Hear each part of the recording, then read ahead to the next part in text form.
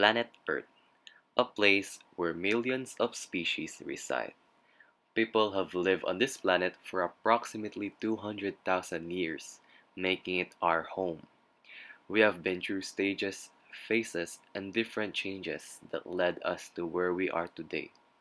As we continue through our lives, we admire the planet but also recognize that inevitably humans will do many things to destroy this beautiful place. Regardless of what they do, we cannot stop the destruction of the earth, but we can definitely make an impact on how long it remains in existence. Historian Yuval Noah Harari once said that we are still humans. We seem to be more irresponsible than ever. We are accountable to no one. We are consequently wreaking havoc on our fellow animals and on the surrounding ecosystem, seeking little more than our own comfort and amusement, yet never finding satisfaction. We humans are more powerful than ever before, but we have no idea what to do with that power. I am Vince Lester C., and in this presentation, along with my fellow members, Alvin John Boston, Ryzen Breton, Raz de la Peña, Rachel Dungo, Mona Lisa Montana, Paolo Neric, and Bern Alfie Saisip, we are going to tackle the branch of applied philosophy that studies the conceptual foundations of environmental values, as well as more concrete issues surrounding societal attitudes, actions, and policies to protect and sustain biodiversity and ecological systems, the environmental ethics. For the foundation and directions of environmental ethics, let's have Mona Lisa Montana present. Thank you, Mr. C. I am Maria Monalisa Montana and I will discuss the foundation and directions and theoretical framework in environmental ethics. For the foundation and directions, as the condition of our environment is exponentially deteriorating, its unstable condition poses a great threat to Earth's inhabitants as well as the future of our species. This is where ethical values to the environment comes into play and is vital to save our future. Environmental ethics, by definition, deals with the interaction of humans and the natural world, our relationship with the planet Earth, and how we utilize its resources for daily consumption. It started in the early 1970s when environmentalists asked philosophers to consider philosophical aspects of environmental issues that have been increasing exponentially since the dawn of industrialism. Before it started, there were some influential papers that were published with regards to the ethical value of our environment. Those papers applied ethical theories to support environmental issues and provide moral values to preserve Earth's resources. For the theoretical framework in environmental ethics, there are some philosophical approaches under environmental ethics. These are anthropocentrism or human centered point of view, sentientism or otherwise known as sentiocentrism. It is the view that puts sentient being or a deity at the concern of a moral concern. Next is biocentrism, that places life as the center of the concern. And lastly, the ecocentrism, that puts the ecosystem as the prime or point of view of the concern. These theories are somewhat the strings that put the environmental ethics together. It is the base of the study itself, or it is a guide that allows us to understand this study. These philosophical approaches will be discussed next by Mr. Ryzen Breton and Mr. Vince Lester C. Thank you, Ms. Motanya. I am Ryzen Piton, and I will discuss the two philosophical approaches, which is anthropocentrism, or human-centered point of view, and sentientism, or otherwise known as sentiocentrism, a view that puts sentient being or a deity at the center of a moral concern. Anthropocentrism. This research is based on a study published in Anthropocentric Ethical Theories, Relationships with Non-Human Beings with Yi Lei and Mo Qing Yu on 2022, where they stated, unquote, The theory of anthropocentrism holds that humans are the center of the universe. Its premise is that everything is focused on people or assessed by human measures, serves human interests, and begins with human interests. End quote. On the other hand, according to Jacobsen on 2016, anthropocentric ethics holds that only humans possess moral value. As a result, although we may say we have to have responsibilities towards the natural world, we do not directly owe it anything. Sentientism. What is sentientism? It is the perspective about what is real and what matters. It is the belief about evidence, reasons, and compassion. It needs to have evidence to back up the belief, hence it does not believe in supernatural phenomena. Beliefs are anything without evidence such as religions, rumors, stories like fairy tales, and much more. It must also be reasonable, and this works in hand with evidence, where the evidence must be reasonable and comply with what we already know as facts and proven to be so. Or it could also be the reason why something must not be existing. Reasons, for example, on why there is rain forming. Because of heated water, it evaporates and goes to our atmosphere. And then when it cools down, it pours down on land. Hence why rain is formed. Not because of what a deity made it to be so. Then there must be compassion. It is the belief that for every sentient being, whether it will be human or non-human, as long as it has sentience, it must be given compassion. These three factors are the three main factors when it comes to sentientism. Now, for the remaining philosophical approaches, let's have Mr. Vince Lester again to disseminate. Thank you, Mr. Britton. Some philosophical approaches, such as biocentrism, place life as the center of the concern, and lastly, ecocentrism, puts the ecosystem as a prime or point of view of the concern. Biocentrism. According to Mo Chang-yu and Yilei's study in biocentric ethical theories, biocentrism emphasizes the value and rights of organic individuals, believing that moral priority should be given to the survival of individual living beings. On the other hand, according to Shoten, biocentrism is the ethical belief that all living things have intrinsic value. To put it another way, it argues that all living things are morally equivalent and deserving of equal consideration. Next one is ecocentrism. It is the belief that the environment is more important than people. Unlike anthropocentrism, it only places importance on humans when they are involved in influencing the environment, such as when humans cause global warming or air pollution that causes the ozone layer to have a rip, which causes global warming. And in contrast with biocentrism, it focuses on both living and non-living things. It can include plants and animals on both land and water, but it also includes rocks, water, and other non-living objects. Ecocentrism focuses on the environment as a whole. Some issues in environmental ethics will be discussed next by Mr. Bern Alfie Sisip and Mr. Alvin John Boston. Thank you, Mr. Vince Lester C. I am Bern Alfie Sisip. I will be presenting sustainability. The distribution of costs and benefits in societies is the subject of distributive justice. Exposure to environmental risk is a significant environmental burden. If there was a good reason for the discrepancy, unequal exposure to environmental threats might not be inherently unfair. For instance, if those who bear the burdens also receive advantages, or if exposures is the product of a sufficiently fair social and political process, fairness may tolerate unequal exposure even to those who are economically the weakest. This is rarely the case, though.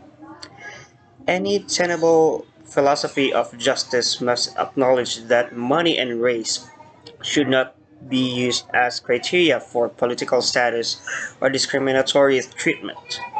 Denying this would mean accepting racism and classism, as well as rejecting the idea that all persons are morally equal. Concerns concerning justice and environment have been widely voiced by environmental ethicists.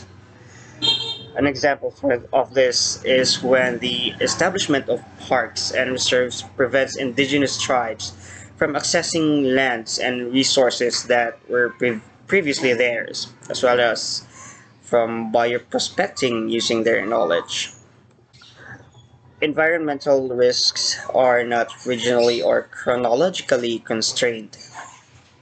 Our existing behaviors, way of life, and policies have an impact on the ecological situation of people who have not been born, determining what we owe to individuals who are far away from us in space and time, especially those who not yet exist, rather, has therefore been another facet of environmental justice for environmental ethicists. For accounts of sustainable development attempt to unite concerns about equity over time and space, economics, and the environment, sometimes referred to as the triple bottom line, into a single approach. This idea of sustainable development has been a key topic of ethical debate. It is commonly defined as meeting the needs of the present without compromising the ability of future generations to meet their own needs. The concept of sustainable development has received both support and some rather skepticism from ethicists who commend its fundamental tenet but worry about its possible fuzziness.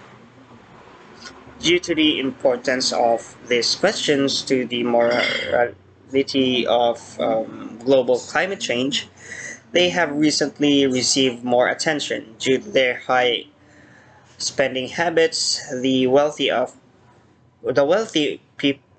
people today are disproportionately to blame for anthropogenic climate change, being more reliant on their local ecological systems and having a lesser potential for adaptation. Poor people in low income countries are and will become increasingly disproportionately vulnerable to the ecological risk linked with climate change. Future generations may not directly benefit from the current consumption patterns that are contributing to climate change, but they will inherit a variety of environmental problems as a result. Thus, although the precise form of this unfairness and the best course of action to address it are debatable, climate change appears to be unfair from both an intergenerational and global perspective. Climate justice is a to common term used to describe this topic. Central to climate justice is determining the moral status and significance of future generations and distant contemporaries, as well as working out what practices would be just with respect to them. Some environmental ethicists have suggested that we stand in a justice relationship to non-human excuse me, environmental entities such as species and ecological systems.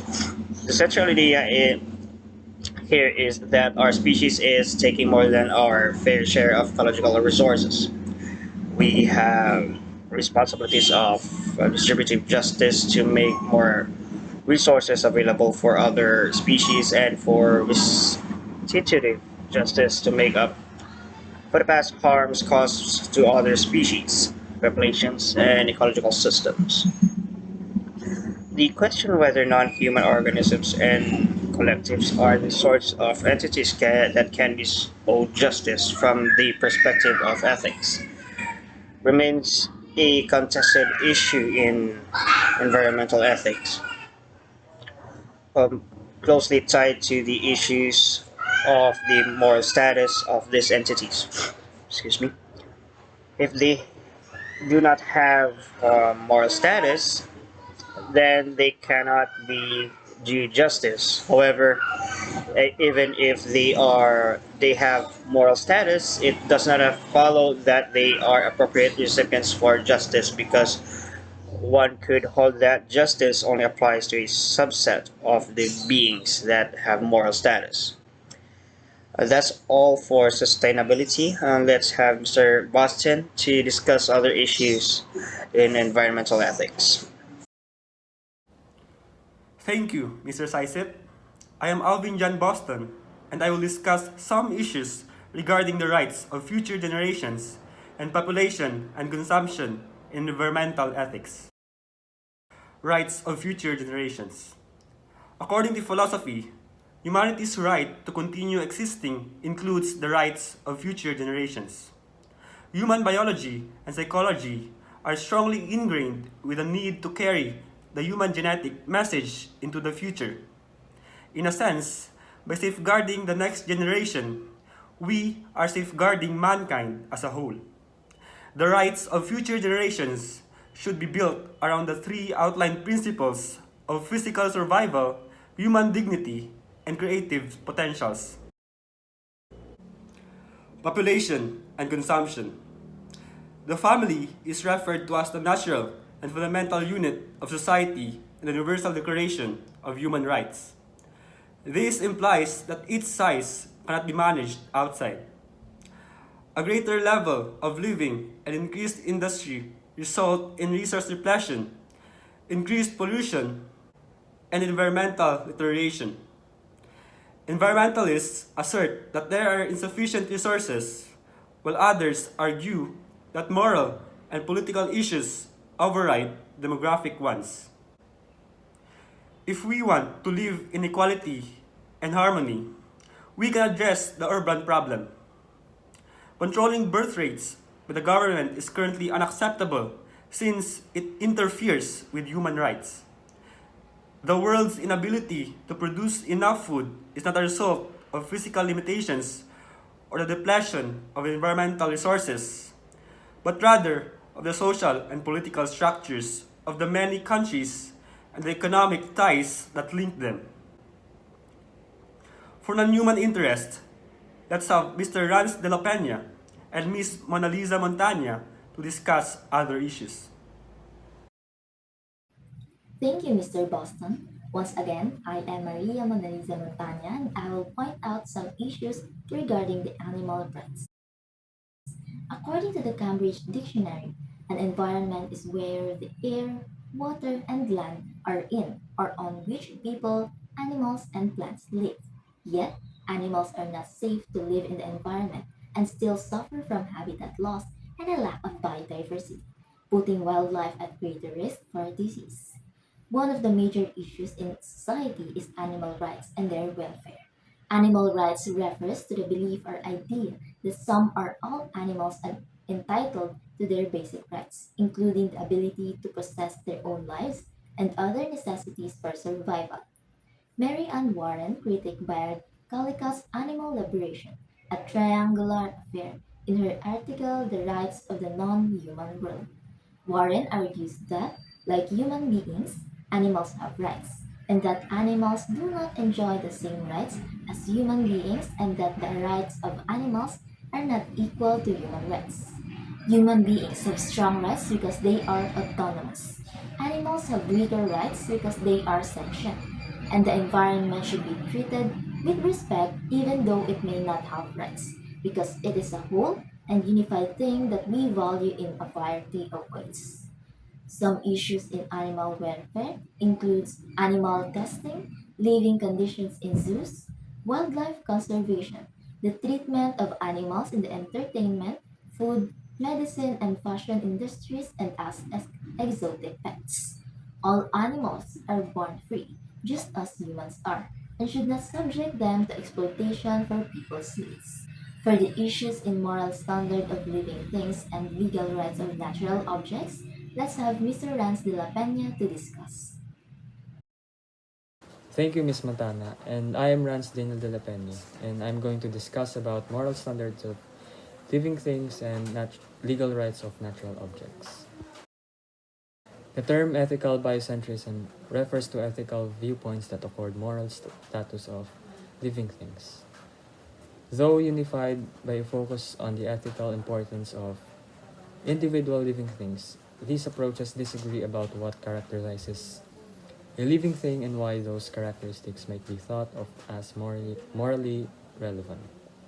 Whether some living things are more morally significant than others, and whether the of life is just one among a broader, plural set of values conveying moral relevance, or this is the only such value.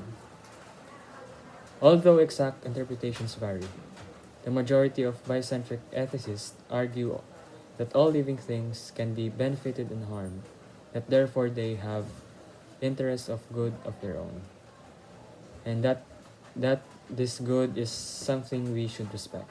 Nevertheless, there is substantial gap between those who argue that all living things are morally equal and those who argue that some living things are morally significant than others.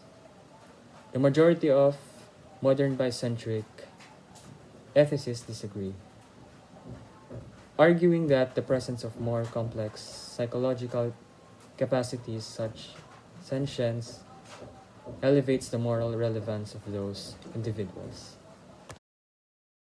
Legal rights of natural objects.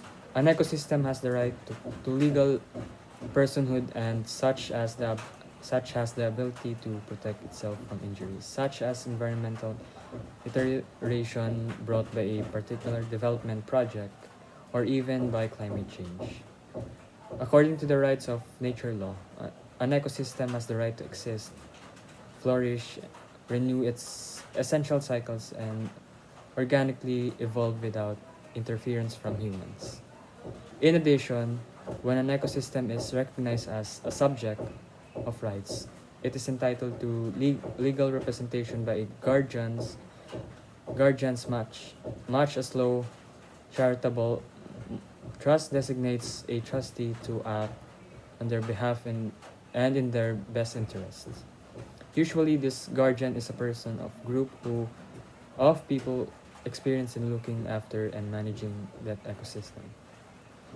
The other nations serve as the excellent instances of how environmental law should prioritize protecting nature over interests. Is legal personhood really prerequisite for treating nature with respect and protecting it?